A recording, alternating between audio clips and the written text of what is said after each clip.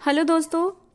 आज का ये जो हमारा नॉवल है इसका एक भाग मैंने कल पाकीज़ा चैनल पर अपलोड किया था। लेकिन दोस्तों आज जो है मैं आप लोगों के लिए ये कंप्लीट नॉवल लेकर आई हूँ। तो अगर आप लोगों ने कल वाला इसका पार्ट नहीं पढ़ा है तो आप इसे स्टार्टिंग से सुन सकते हैं। और अगर आपने कल इसका पार्ट जो है पाकीज़ा चैनल पर सुन लिया है तो आप जो है पहले पार्ट को स्किप कर सकते हैं, यानी 44 मिनट का पहला पार्ट था तो आप 44 मिनट की वीडियो स्किप करके आगे का पार्ट को सुन सकते हैं।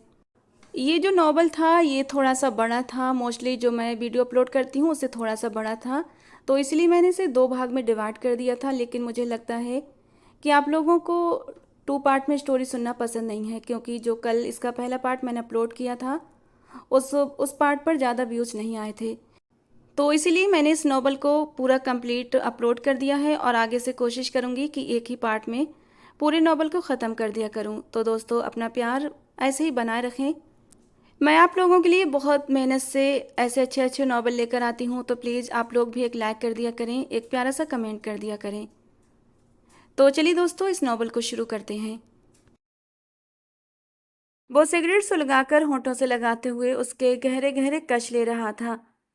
दिल में आज फिर से दर्द की लहर सी उठ रही थी। ऐसा लग रहा था जैसे कोई उसका दिल अंदर ही अंदर मसल रहा हो। आज उसे फिर से उस जालिम की याद आ रही थी, पर वो अंदर ही अंदर तड़प रहा था, खुद को बेबस महसूस कर रहा था। कभी कभी इंसान जिसे मोहब्बत करता है उसे देख तक नहीं सकता, और अगर देख भी ले तो उन जज्बातों को छुपाना पड़ता है जो दिल में होते हैं। वो एक आखिरी रात जो उसकी जिंदगी को महकाने के लिए उसकी जिंदगी में शामिल हुई थी, लेकिन उस एक रात के बाद उसकी जिंदगी में सिर्फ और सिर्फ अंधेरे बाकी बचे थे। वो उसके आखिरी स्पर्श को आज भी अपने दिल से महसूस करता था, लेकिन कहीं ना कहीं दिल के अंदर उस सितमगर के लिए गुस्सा भी भरा हुआ था। मोहब्बत के दावे किए थे उसने, लेकिन ये मोहब्बत तो नहीं थी ना। मोहब्बत में तो विश्वास सबसे पहले जरूरी होता है। विश्वास के बिना मोहब्बत की नींव नहीं रखी जा सकती, और उसने विश्वास नहीं किया था अभिजीत पर।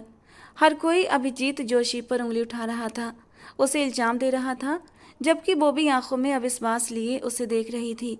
और जब उसने अपने आखिरी शब्द कहे थे, तुम सजा के हकदार हो अभिजीत, तुमने बहुत गलत किया है, और फिर उसी पल अभिजीत का दिल टूटकर बिखर गया था। उसने एक बार भी अभिजीत से नहीं पूछा था कि अभिजीत क्या ये सच है या झूठ।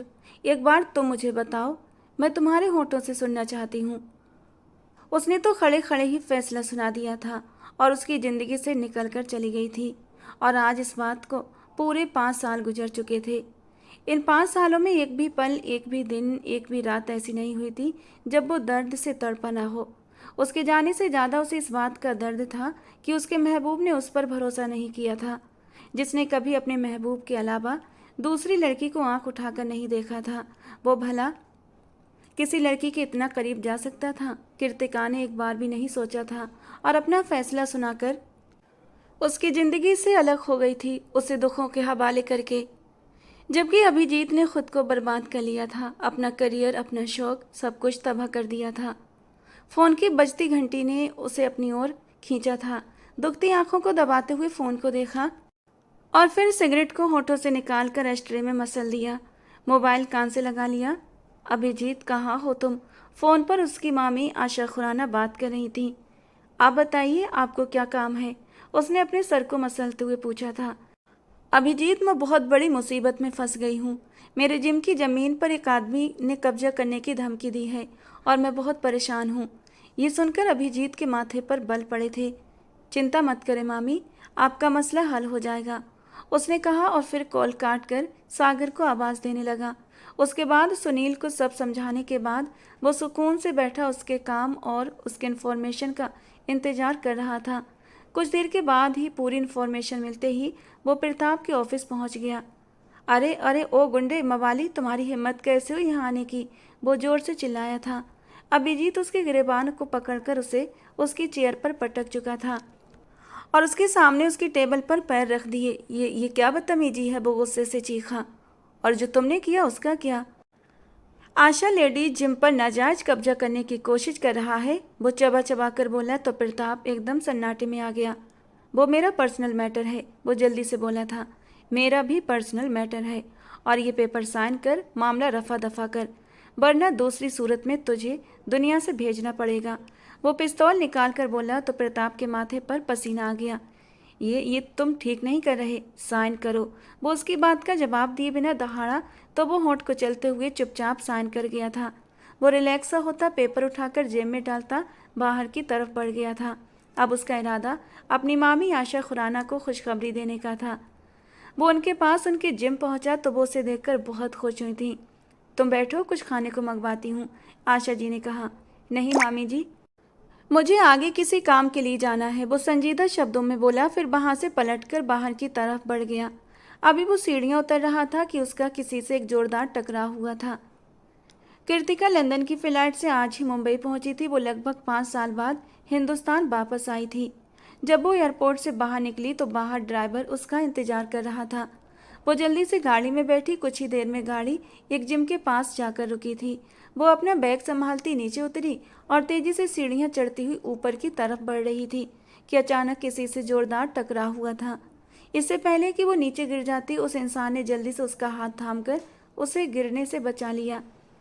जैसे ही उसने निगाह उठाई तो सामने खड़ी हस्ती को देखकर वो पत्थर बनी रह गई थी। इसमें कोई भी शक नहीं था कि वो अभिजीत था। ठीक हो तुम? उसने संजीदगी से सवाल किया, जबकि कृतिका थूक निगलती हुई धीरे से पीछे हटी थी। इससे पहले कि वो कोई जवाब देती, अभिजीत के फ़ोन पर किसी का कॉल आने लगा था। वो फ़ोन कान से लगाता हुआ सीढ़ियाँ उतरता चला गया, जबकि कृतिका पत्थर बनी वहीं खड़ी उसे देख रही थी। फिर बोझिल दिल के साथ अंदर की तरफ बढ़ गई। जैसे ही अंदर आई, आशा जी उसे देखते ही चहक उठी। अरे मेरी जान, तुम यहाँ क्यों आ गई? उनके सवाल पर वो बगैर जवाब दिए उनके गले से लग गई। क्या हुआ मेरा बच्चा, परेशान क्यों हो? आशा जी ने पूछा। बुआ जी, मैंने अभिजीत को देखा। वो जेल से कब छूटा? वो होंठ कुचलते हुए बोली। ये सुनकर आशा जी के चेहरे पर एक साया सा लहराया था, मगर दूसरे ही पल वो खुद को नॉर्मल करते हुए मुस्कुराने लगी। आया होगा किसी काम के लिए। इस बिल्डिंग पर एक हमारा अकेला ही तो जिम नहीं, और भी बहुत से ऑफिस हैं। तुम छोड़ो ना, चलो घर चलते हैं। वो निगाहें चुराकर बोली। चलिए ठीक है, कृतिका ने जबरदस्ती हल्का सा मुस्कुराते हुए कहा और आशा जी के साथ बाहर की तरफ बढ़ गई। वो लोग खुराना हाउस पहुंचे तो आरती जी सामने ही बैठी थीं। कृतिका को देखते ही उन्होंने अपनी बाहें फैला दी तो वो जल्दी से उनकी आगोश में जा समाई। कितनी देर तक आरती उसे गले से लगाकर रोती रही। आरती जी ने अपने बेटे अभिजीत और कृतिका को लेकर कितने ही ढेरों सपने सजाए थे, लेकिन एक हादसे ने सब कुछ तबाह कर दिया था। उनका बेटा दरबदर हो गया था और कृतिका भी आज पूरे 5 साल बाद घर वापस लौट रही थी। कुछ देर बाद वो उनसे अलग हुई तो आरती जी ने उसे फ्रेश होने के लिए कमरे में भेज दिया। फ्रेश होकर जब वो बाहर आई तो ईशा सोफे पर बैठी थी। कृतिका के आने की खबर सुनकर ईशिका दौड़ी दौड़ी अपने घर से कृतिका से मिलने के लिए चली आई थी। कृतिका ऐसी देश छोड़कर लंदन गई थी कि ईशिका की शादी में भी नहीं आ पाई थी और ईशिका की शादी को भी 2 साल हो चुके थे। दीदी, ईशिका उसे देखते ही चिल्लाकर बोली और उसके गले लग गई। बहन को गले लगाकर कृतिका के दिल को एक बड़ा सुकून मिला था। सगे रिश्तों के नाम पर बस उसके पास यही एक बहन का रिश्ता बाकी बचा था। बाकी सब उसके पास कुछ भी नहीं था। लेकिन इस सब के बीच वो आशा जी की मोहब्बत को भुला नहीं सकती थी, जिन्होंने उन दोनों बहनों को माँ और बाप दोनों के प्यार की कमी को महसूस नहीं होने दिया था। दोनों बहनें इस मामले में लकी थीं कि उन्हें आशा जी जैसी अच्छी औरत मिल गई थी। कैसी हो मेरी जान? कृतिका बहन को गले से जोर से भींचते हुए बोली थी। बिल्कुल ठीक, आप बताओ, ईशिका ने एकदम चहक कर कहा। फिर उसके साथ ही सोफे पर बैठकर बातें करने लगी। कृतिका से उसके इतने सालों की बातें की कि उसने लंदन में क्या क्या किया, कितने दोस्त बनाए, जबकि कृतिका भी उससे उसके पति दिव्यांश के बारे में पूछ रहती रही और ईशिका उसे हंस हंस कर सारी बातें बताती रही कि दिव्यांश बहुत अच्छे हैं, उसका बहुत ख्याल रखते हैं। कुछ देर बाद वो सब लोग खाने पर बैठे थे, एक दूसरे से बातें भी कर रहे थे। तुमने अपने घर नहीं जाना ईशिका? आशा जी ने पूछा तो कृतिका चौंक कर ईशिका को देखने लगी। नहीं बुआ जी, मैंने दिव्यांश को फ़ोन कर दिया है कि आज की रात मैं नहीं आऊँगी, मुझे अपनी दीदी के पास रहना है। ईशिका ने जल्दी से कहा। कोई ज़रूरत नहीं है, तुम अपने घर जाओ, मुझे ये पसंद नहीं कि तुम रोज़ रोज़ यहाँ आया करो, आशा जी ने कहा। उनके अंदाज पर ईशिका का रंग फीका पड़ गया। हैरत से अपनी बुआ जी को देखने लगी। क्या हो गया है बुआ जी, रहने देना, मैं इतने सालों बाद आई हूँ, हम दोनों को ढेर सारी बातें करनी है, कृतिका ने कहा। जब मैंने कह दिया तो फिर कह दिया, बातें बहुत सारी हो चुकी हैं और बातें करने के लिए ज़रूरी नहीं कि रात को यहाँ रुका जाए, फ़ोन पर भी तो बातें हो सकती हैं ना, आशा जी ने साफ ठंडे अंदाज में कहा। इशिका गुस्से से कृतिका को वहीं छोड़कर चली गई। कृतिका उसके पीछे जाना चाहती थी, मगर आशा जी ने उसे डपट कर खाने के लिए कहा, तो वो दिल ही दिल में उलझते हुए खाने पर झुक गई। खाना खाने के बाद इशिका तो ड्राइवर के साथ घर जा चुकी थी, जबकि इशिका के जाने के बाद वो खुद को काफ़ी हद तक संभाल भी चुकी थी और अब आरती जी और आशा जी से बैठी ढेर सारी बातें कर रही थी। बातों के बीच समय का पता ही नहीं चला और फिर जब नींद आने लगी तो उठकर कमरे में चली आई, लेकिन कमरे में आते ही उसे बहुत सी यादों ने घेर लिया था। ये कमरा, ये बेड उसे बहुत कुछ याद दिलाने लगे थे। ऐसा लगा जैसे वो अभी भी अभिजीत की बाहों में इस बेड पर लेटी है। अगले ही पल उसने अपना सर झटका था। उसके दिल में गुस्सा सा भरने लगा था। वो गलत था, उसे खुद पर कंट्रोल नहीं था। तभी तो विदाई से पहले ही मेरे साथ रिश्ता बनाया और फिर एक दिन जब फिर से जवानी के हाथों मजबूर हुआ तो मेरी ही बहन इशिका के साथ। इससे आगे वो सोच ही नहीं पाई थी और दर्द से आंखें बंद कर ली और अब वो गुमसुम सी विंडो से बाहर चांद को देख रही थी। दिल जैसे उदास हो रहा था। दरवाजे पर दस्तक होने पर वो चौंक कर होश की दुनिया में आई थी। उसने दरवाजे की तरफ देखा तो आशा जी और आरती जी खड़ी थीं। अगर तुम बुरा न मानो तो कुछ बात करनी है तुमसे, आशा जी ने बैठते हुए कहा। मैं अच्छी तरह जानती हूँ आपको क्या बात करनी है। आप शायद यही कहना चाहती हैं ना कि मैं अभिजीत को एक मौका और दूँ, क्योंकि आप फ़ोन पर भी दबे अंदाज में कई बार ये बात कह चुकी हैं। लेकिन मैं उस इंसान को कभी भी कोई और मौका नहीं दूंगी। मेरा और उसका डिवोर्स होगा बस, उसने एकदम फैसला लेते हुए अंदाज में कहा, जबकि उसकी इस बात पर आरती जी की आंखें भीग गई थीं। तो वहीं आशा जी ने भी अपने दिल पर हाथ रखा था। मैं आपको हर्ट नहीं करना चाहती बुआ जी, और प्लीज़ आरती आंटी आप आंसू मत बहाएं, इसमें आपकी कोई गलती नहीं है। आशा जी से निगाहें हटाकर उसने आरती जी से कहा, जो उसके फैसले पर आंसू बहाने लगी थीं। लेकिन आप ही सोचिए, मैं एक ऐसे इंसान को कैसे स्वीकार करूं जिसने मेरी बहन के साथ इतना बुरा किया। मेरी बहन के साथ जबरदस्ती करने की कोशिश की थी उसने। मुझसे मोहब्बत का दम भरता रहा, जबकि उसकी नीयत मेरी भोली भाली मासूम सी कम उम्र बहन पर खराब हुई थी। वो भीगे अंदाज में बोली, लेकिन इस कसूर के लिए वो 3 साल की सजा काट चुका है कृतिका। आरती जी ने भीगी आंखें पोंछते हुए बेटे की साइड लेनी चाही। जेल काटने की वजह से उसके गुनाह भूल जाऊं क्या, या फिर मेरा दिल फिर से पहले जैसा हो जाएगा जो उसकी इस घिनौनी हरकत को देखकर टूटकर चकनाचूर हुआ था। वो कड़वे अंदाज में बोली, तलाक के बाद क्या करोगी? तुम किसी और से भी तो शादी करोगी ना, और पता नहीं कि वो तुम्हारी ज़िंदगी में आने वाला नया इंसान कैसा होगा। आरती जी ने कमज़ोर अंदाज में कहा, वो जैसा भी होगा मगर अभिजीत नहीं होगा। प्लीज़ अब उस पर और कोई बात नहीं होगी। आप लोग जाकर आराम कीजिए, मुझे भी सुबह सुबह उठकर हॉस्पिटल जाना है और मैं ये बिल्कुल नहीं चाहती कि मेरा पहला दिन ही ख़राब गुजरे। बेहद ठंडे अंदाज में बोलते हुए वो उन दोनों को बाहर का रास्ता दिखा चुकी थी, तो वो दोनों चुपचाप उठकर वहाँ से चली आईं। उनके जाते ही सुरमई आंखों में उतरने वाले आंसुओं को वो रोकने लगी। क्या कुछ नहीं याद आया था? फिर उसने बड़ी ही बेदर्दी से अपने आंसू साफ किए और सोने के लिए बेड की तरफ बढ़ गई। अगले दिन सुबह नाश्ता करने के बाद वो अस्पताल पहुंची तो डॉक्टर हार्दिक सिन्हा ने उसका स्वागत किया था। उनके साथ पूरे अस्पताल का राउंड लगाने के बाद वो ऑफिस जाकर बैठी थी। कुछ ही देर गुजरी थी कि अचानक एक नर्स भागती हुई आई। सर, एक इंसान जख्मी हालत में लाया गया है, उसे गोली लगी हुई है, वो भी एक नहीं 3-3। उसका ब्लड काफ़ी निकल चुका है और हम उसकी गोली निकालना चाहते हैं, मगर वो कह रहा है कि उसे बेहोशी की दवाई नहीं चाहिए, नर्स ने घबराए हुए अंदाज में कहा था। उसकी बात सुनकर डॉक्टर हार्दिक सिन्हा उठकर खड़े हुए थे। चलो आओ देखते हैं कौन पागल इंसान है, उन्होंने मुस्कुराकर कहा। कृतिका भी हल्का सा मुस्कुराती हुई उनके साथ ऑपरेशन थिएटर की ओर बढ़ी थी। वहाँ पहुंचे तो उसकी नज़र एक लड़के पर पड़ी थी जो सर झुका बैठा था। उसका चेहरा दूसरी तरफ था। जैसे ही वो करीब आई, उसके चेहरे पर नज़र पड़ी तो एक ही पल में धक से रह गई। वो तो अभिजीत जोशी था। वो भी उसे देखकर चौंक गया था।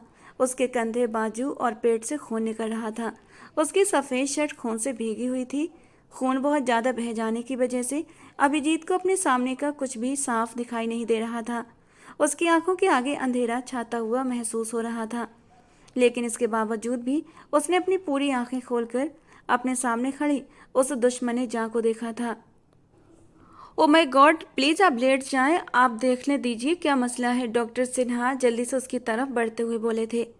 लेट जाता हूँ, लेकिन खबरदार, जो तुम में से किसी ने भी मुझे बेहोशी का इंजेक्शन दिया तो। अभिजीत उन लोगों को वार्निंग देते हुए सीधा लेट गया। उसके जिस्म में 3-3 गोलियां लगी थीं। कृतिका हैरान और परेशान से उसके चेहरे की ओर देख रही थी, जहां तकलीफ के भाव तो थे मगर वो जाहिर नहीं कर रहा था। खून निकलने से बहुत ज़्यादा कमजोरी आ चुकी थी और जिसकी वजह से उसकी आंखें खुद ब खुद बंद हो रही थीं, मगर वो हिम्मत नहीं हार रहा था और अपनी आंखें खोले हुए था। कृतिका उसकी हालत पर होंठ भींचे खड़ी थी। डॉक्टर हार्दिक ने चेकअप करते हुए उसकी तरफ देखकर सर ना में हिलाया। हमें बेहोशी देनी होगी क्योंकि जख्म काफ़ी गहरा है, डॉक्टर हार्दिक संजीदगी से बोले। कृतिका ने गहरा सांस भरा था और अभिजीत के पास जाकर उसका हाथ थामा। वो हैरान सा उसकी तरफ देखने लगा। प्लीज डोंट आर्गूमेंट, हमें बेहोशी देनी होगी आपको, वरना तकलीफ बढ़ जाएगी, कृतिका ने सपाट अंदाज में कहा। अभिजीत ने माथे पर बल डालते हुए उसे देखा। तुम्हारे से मुझे इलाज नहीं करवाना, जाओ यहाँ से, वो गुस्से से बोला, जबकि कृतिका का दिमाग भी गुस्से से तप गया। मुझे भी तुम जैसे इंसान का इलाज करने का कोई शौक नहीं है, मगर कर रही हूँ तो अपना फर्ज समझकर। तुम अपना काम करो और मुझे अपना फर्ज निभाने दो, वो भी गुस्से से अपनी टोन में आते हुए बोली। अपनी बातों के बीच वो डॉक्टर को इशारा कर चुकी थी कि इंजेक्शन दे दें, और डॉक्टर ने मौका पाकर उसे बेहोशी का इंजेक्शन दे दिया था। जब तक अभिजीत को समझ पाता, इंजेक्शन उससे लग चुका था। उसने गुस्से से घूरकर अपने सामने खड़ी कृतिका को देखा था, जबकि वो तंज से मुस्कुराती हुई अपने हाथों में ग्लव्स पहनने लगी थी। वो बेहोश हुआ तो डॉक्टर हार्दिक और कृतिका अपना काम शुरू करने लगे थे। कितनी ही बार उसका हाथ बुरी तरह कांपा था आज। हालांकि वो पिछले 2 साल से लंदन के अस्पताल में ऑपरेट करती थी। ऑपरेशन कामयाब रहा था। कुछ देर के बाद उसे कमरे में शिफ्ट कर दिया गया था। कृतिका थकी हुई सी ऑफिस में आकर बैठ गई।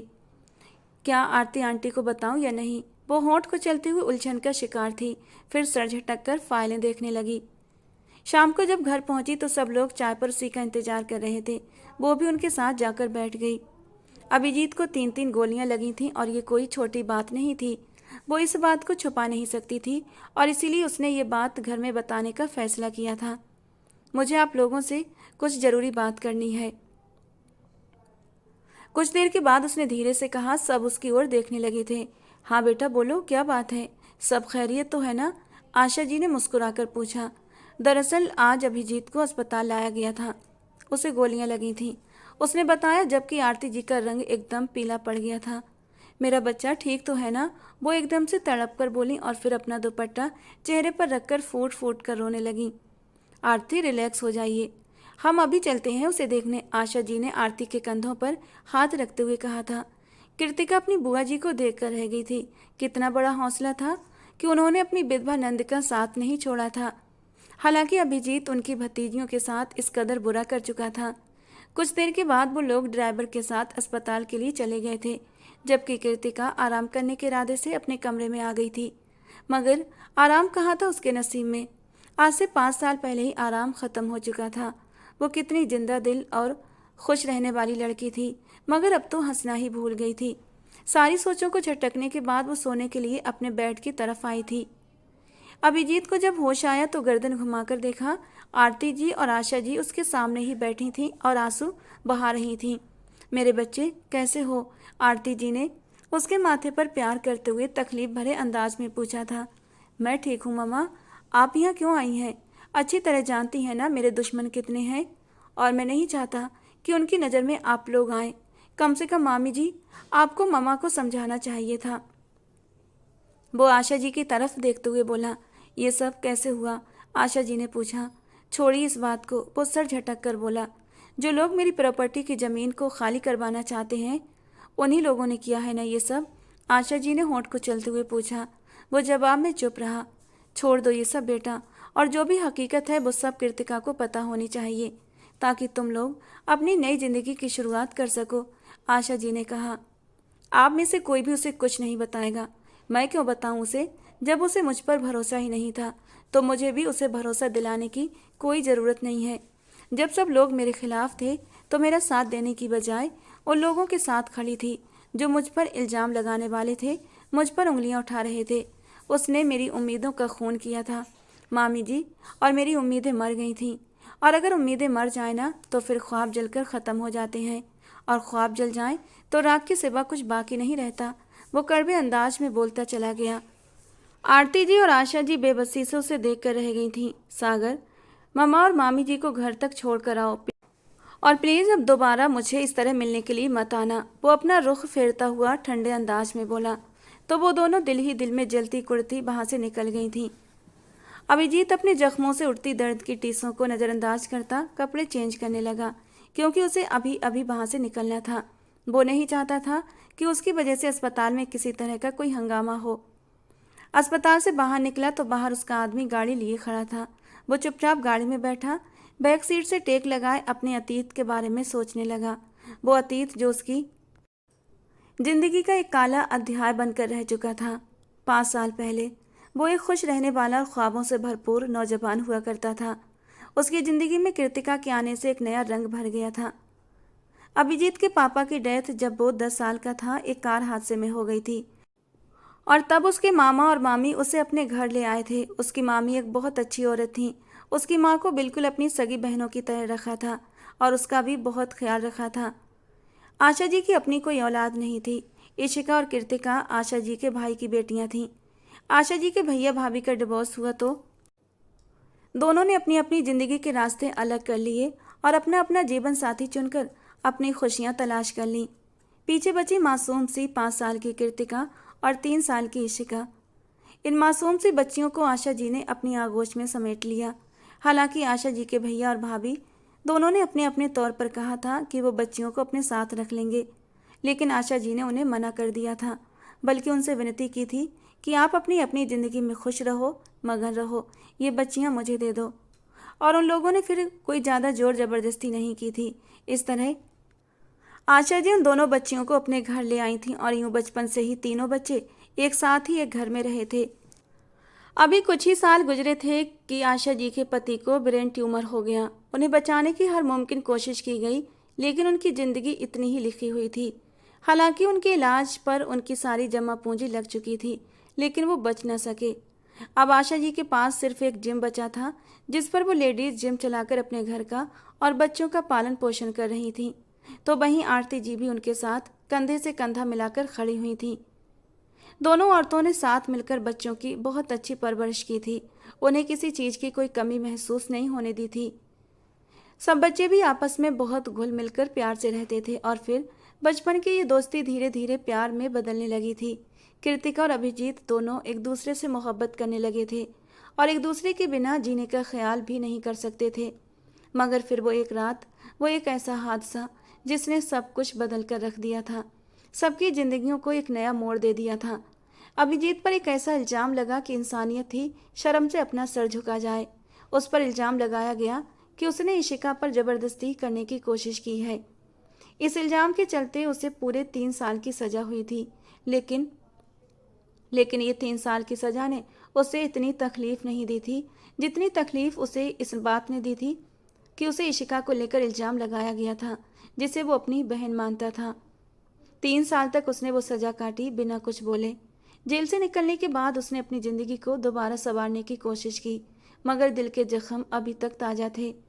6 साल पहले आज उसकी शादी कृतिका से हुई थी। जो उसकी मोहब्बत, उसके बचपन का प्यार था। शादी तो हो गई थी, लेकिन विदाई नहीं हुई थी, और दोनों एक दूसरे के लिए तड़पते रह गए थे। क्योंकि जब दोनों की शादी का मुहूर्त निकलवाया गया था, तो पंडित जी ने उन दोनों की कुंडली में दोष बताया था, और उनकी कुंडली के हिसाब से 1 साल के बाद उनकी शादी की तारीख निकल रही थी। लेकिन कृतिका को लंदन जाना था अपना सपना पूरा करने के लिए, और अभिजीत चाहता था कि जब तक वो उसके नाम न हो जाए, उसे खुद से अलग न करे। और तब पंडित जी ने उसकी जिद को देखते हुए एक मशवरा दिया था कि ठीक है, शादी कर लो, लेकिन विदाई 1 साल बाद कर लेना। इस तरह तुम लोगों की शादीशुदा जिंदगी पर कोई भी गलत असर नहीं पड़ेगा। और तब पंडित जी की बात को मानते हुए उन दोनों की शादी तो बड़ी ही शांति और सादगी से कर दी गई थी। लेकिन अब दोनों की विदाई करने का इरादा था और बहुत धूमधाम से करने का इरादा था। वो उस वक्त झूले पर बैठी अभिजीत के कंधे पर सर रखे उससे बातें कर रही थी। बुआ जी बता रही थी कि तुम्हारा नेक्स्ट सूट बहुत अच्छा जा रहा है। I am proud of you, वो उसके गालों को खींचते हुए बोली तो अभिजीत धीरे से मुस्कुरा दिया था। हाउस जॉब कब से शुरू हो रही है तुम्हारी, और फिर आगे क्या इरादे हैं? वो उसे ऐसे ही बाहों के हिसार में लिए बोला, जाना तो पड़ेगा ना, अब वहीं हॉस्टल में रहूंगी, मगर दिल भी नहीं चाह रहा। मैं तुम्हारे बगैर कैसे रहूंगी? मुझे तुम्हारे बगैर रहने की आदत भी तो नहीं है ना, वो अफसोस करते हुए बोली। तो दफ़ा करो यार ये जॉब वगैरह, रोमांस करते हैं। वो शरारती अंदाज में बोला तो वो हल्का सा मुस्कुरा दी। तुम जानते हो ना, शुरू से ही डॉक्टर बनने का जुनून है मेरा, और तुम्हें एक्टर बनने का था तो तुम तो बन गए, अब मुझे भी बनने दो ना। उसके कंधे पर सर रखकर बोली, कोई बात नहीं, 2 साल की ही तो बात है, फिर उसके बाद यहीं पर जॉब करना, और इतना तो वेट कर ही लूँगा। उसकी आंखों पर अपने होंठ रखते हुए वो उसके माथे पर भी अपने होंठ लगा गया था, और कुछ देर के बाद वो दोनों अंदर की ओर बढ़ गए। आज उसकी दूसरी मूवी की शूटिंग थी। उसकी पहली मूवी काफ़ी हिट गई थी और लड़कियों का उस पर काफ़ी क्रेज था। वो अपनी शूटिंग पूरी करके घर पहुंचा तो आशा जी लॉन्च में बैठी इशिका को डांट रही थी। क्या हो गया है, क्यों डांट रही है मामी जी मेरी छोटी सी गुड़िया को? वो मुस्कुराते हुए बोला तो इशिका जल्दी से उसके पास आई थी। उसका बाजू दबाकर खड़ी हो गई। प्लीज़ अभिजीत, बुआ जी को समझाइए ना, मुझे जाने दें पार्टी पर, वो जिद्दी से अंदाज में बोली थी। अभिजीत आप बीच में मत बोलो, और मुझे बिल्कुल पसंद नहीं है इस तरह पार्टीज में जाइए। मैं इसे अच्छी तरह जानती हूँ, वहाँ जाकर बहुत हंगामा करती है और फिर देर रात तक वापस आती है, और मैं इसके इंतज़ार में बुरी तरह परेशान होती रहती हूँ। मुझे नहीं पसंद इसका पार्टीज में जाना। और फिर कृतिका होती तो फिर बात और थी, मैं इसे अकेले नहीं भेजूंगी। आशा जी ने उसकी बात काटते हुए हुक्म देने वाले अंदाज में कहा। प्लीज़ अभिजीत, मुझे जाना है, वो मुंह बिसूर कर बोली। ओके मामी जी, अगर मैं इशिका के साथ चला जाऊं फिर तो कोई प्रॉब्लम नहीं है ना आपको? उसने पूछा तो आशा जी चुप हो गई। अब तुमने उसकी हर जिद पूरी करने की ठान ली है तो मैं क्या कर सकती हूँ? क्या देख रही हो, जल्दी से तैयार हो जाओ, फिर हम निकलते हैं, अभिजीत ने कहा। आप दुनिया के सबसे अच्छे इंसान हैं, थैंक यू सो मच, उसके गले लगते हुए बोली। तो तो अभिजीत ने उससे सर को थपथपाकर उसे तैयार होने को कहा और फिर उसे कमरे में भेजता हुआ खुद भी तैयार होने के लिए अपने कमरे में चला गया। कुछ देर के बाद वो दोनों पार्टी में मौजूद थे। हर एक की निगाहें अभिजीत की तरफ उठी थीं। उसे देखते ही लड़कियां शहद की मक्खियों की तरह उसकी तरफ भागी आई थीं। अभिजीत सबसे माफ़ी मांगता हुआ एक साइड पर जाकर बैठ गया था। वो बहुत थका हुआ था, सुकून चाहता था, आराम चाहता था। वो बस इशिका की जिद पर उसे पार्टी में लेकर आया था, क्योंकि वो इशिका को उदास नहीं देख सकता था। ओ माय गॉड इशिका, ये लड़का तुम्हारा कौन है? तुमने बताया क्यों नहीं? तुम्हें पता है कितना फेमस है वो, और तुम दोनों कितने प्यारे लगते हो एक साथ, इशिका की दोस्त ने कहा तो इशिका एकदम से चौंक गई। पागल हो क्या, मेरी बहन के पति हैं। इशिका ने सर झटकते हुए जूस का गिलास होठों से लगाया था। तुम पागल हो क्या, अपनी बहन के लिए इसे छोड़ोगी? अरे यार, खुद के लिए सोचो, इतना हसीन और कूल बंदा। मैं तो ऐसे इंसान को कभी न छोड़ती, अपने साथ बंद करके रखती। और वैसे मुझे भी लगता है कि अभिजीत शायद तुम्हें पसंद करता है। अब देखो ना, तुमने बताया कि तुम्हारी खातिर वो यहाँ पार्टी में आ गया, हालांकि वो पार्टी वगैरह अटेंड नहीं करता। उसकी दोस्त ने उसका ब्रेन वॉश शुरू कर दिया था और इस बार वो चुप रही, मगर निगाहें अभिजीत की तरफ उठी थीं, जो एक आदमी के साथ मुस्कुराते हुए कोई बात कर रहा था। 18 साल की इशिका पहली बार अभिजीत को किसी और निगाहों से देखने लगी। अभिजीत ने उसके कहने पर पार्टी में उसके साथ कपल डांस भी किया था, और फिर उसी वक्त से इशिका की नज़रें उस पर बदल गई थीं। उसका दिल किसी और ही अंदाज में धड़कने लगा। गाड़ी में भी वो उसे चोरी चोरी देखती रही। सही तो कह रही थी उसकी दोस्त, कितना खूबसूरत था, जादू भरी पर्सनालिटी का मालिक, कि लड़कियों से देखकर एक पल में अपना दिल हार बैठे। और फिर इशिका ने अपने दिल पर हाथ रखकर खुद को संभाला था। उसका दिल जोरों से धड़क रहा था। मैं अभिजीत को किसी और का नहीं होने दूंगी। उसने एक नज़र अभिजीत को देखते हुए मुस्कुराकर सोचा। क्या बात है, क्यों चुपके चुपके मुस्कुरा रही हो? अभिजीत ने उसकी तरफ देखते हुए गाड़ी को टर्न लिया था, जबकि वो उसके टोकने पर बुरी तरह से हड़बड़ाई थी। कुछ भी तो नहीं, मैं तो बस ऐसे ही कुछ सोच रही थी। वो जल्दी से खिड़की के बाहर देखने लगी और अभिजीत बस हल्के से मुस्कुरा कर रह गया था, इस बात से अनजान कि वो लड़की उसके बारे में अब और ही कुछ सोचने लगी है जो आगे चलकर सबकी जिंदगियों को बर्बाद और तबाह करने वाला था। अगले आने वाले दिनों में वो अभिजीत के आसपास ही रहने लगी थी, यहाँ तक कि इंग्लिश और मैथ की ट्यूशन भी उससे लेने लगी। अभिजीत के लिए इशिका छोटी बहनों की तरह थी और उसका ख्याल वो कृतिका की वजह से रखता था, क्योंकि वो कृतिका को बहुत प्यारी थी। मगर इशिका इस बात का गलत मतलब लेने लगी थी। धीरे धीरे करके पूरा 1 साल गुजर चुका था।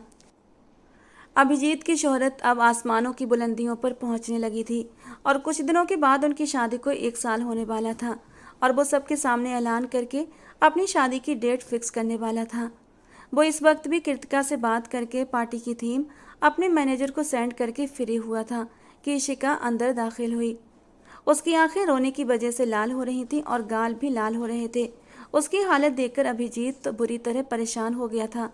क्या हो गया गुड़िया? अभिजीत के पूछने की देर थी कि वो अभिजीत के सीने से लगकर तड़प तड़प कर रोने लगी। क्या हुआ गुड़िया? अभिजीत उसके यूं रोने से एकदम से परेशान हो गया था और उससे पूछने लगा, आप कृतिका दीदी से शादी मत कीजिए, मैं आपको उनके साथ नहीं देख सकती। मैं बहुत मोहब्बत करती हूँ आपसे। वो अपनी ही धुन में बोलती जा रही थी, जबकि अभिजीत ने झटके से उसे खुद से दूर किया था और अब उसे फटी फटी निगाहों से देख रहा था। वो तो सदमे में चला गया था। उसे यकीन नहीं आ रहा था कि उसके कानों ने जो सुना है वो सच सुना है या फिर सिर्फ उसके कान बज रहे थे। क्या कहा तुमने? दोबारा कहना। उसने खुद को तसल्ली दी कि जरूर उसने कुछ गलत सुन लिया है। अभिजीत, मैं आपसे प्यार करती हूँ। मैं नहीं चाहती कि आप कृतिका दीदी से शादी करें। आप प्लीज उन्हें छोड़ दें और मुझसे शादी कर लें। मैं आपके बिना मर जाऊंगी, जी नहीं पाऊंगी आपके बिना। वो अपनी बात से 1 इंच भी पीछे नहीं हटी थी। जो उसके दिल में था वो अपनी जबान पर ले आई थी और सब कुछ साफ साफ अभिजीत के सामने बोल दिया, जबकि अभिजीत को उसकी दिमागी हालत पर शक हुआ था। हालांकि उसकी बात सुनकर वो कुछ भी बोलने के काबिल नहीं रहा था। आप नहीं करेंगे ना ये शादी? आप कृतिका दीदी को तलाक दे देंगे ना? उनसे विदाई नहीं लेंगे ना? मेरे साथ शादी करेंगे ना आप अभिजीत? वो उसके बाजू को थामे जिद्दी से अंदाज में बोलती जा रही थी, तो अभिजीत उसे खुद से पीछे धकेलता हुआ दूर हुआ था।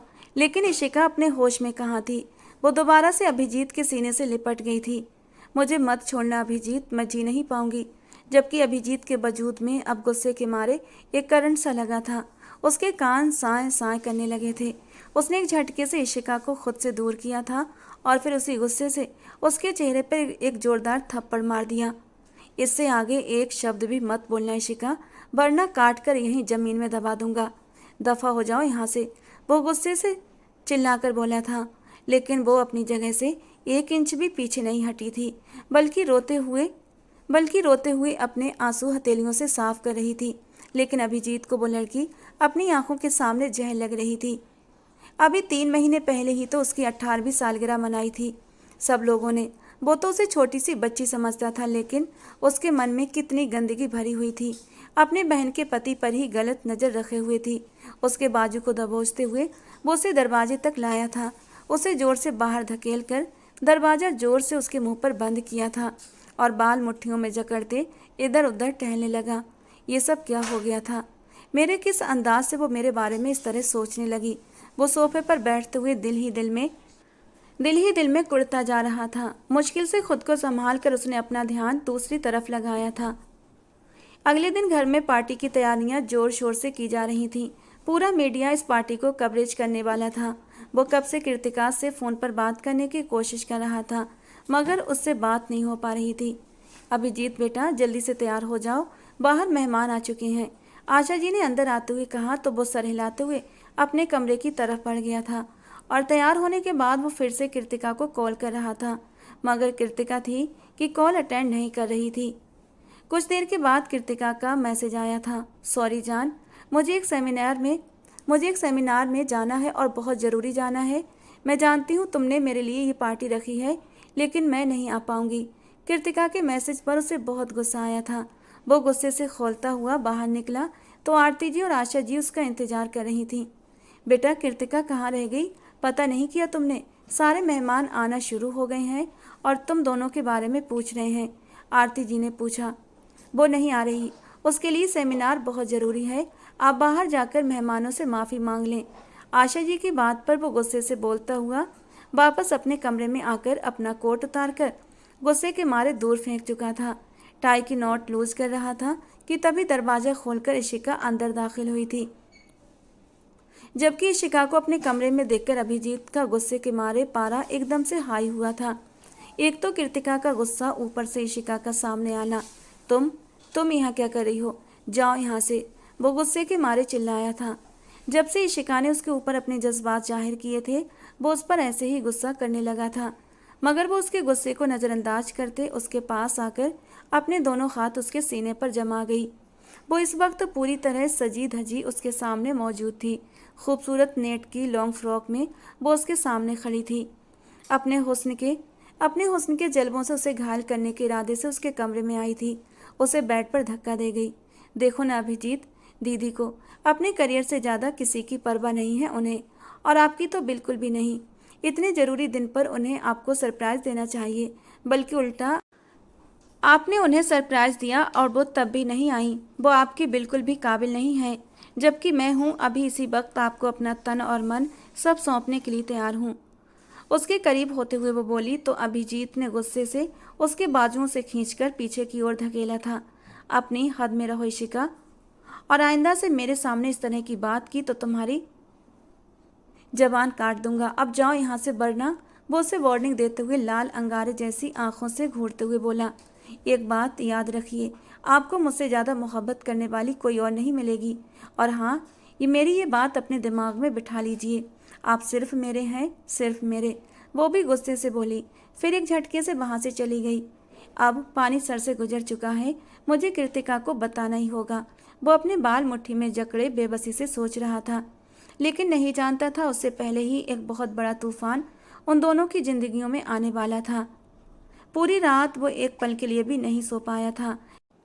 3-4 बजे के करीब जाकर उसकी आंख लगी थी, और पहली बार ऐसा हुआ था कि वो सुबह 7 बजे तक पड़ा सोता रहा था, वरना वो हमेशा ही 5 बजे उठ जाया करता था और मॉर्निंग वॉक के लिए जाता, जिम करता, उसके बाद घर आकर नाश्ता करता था।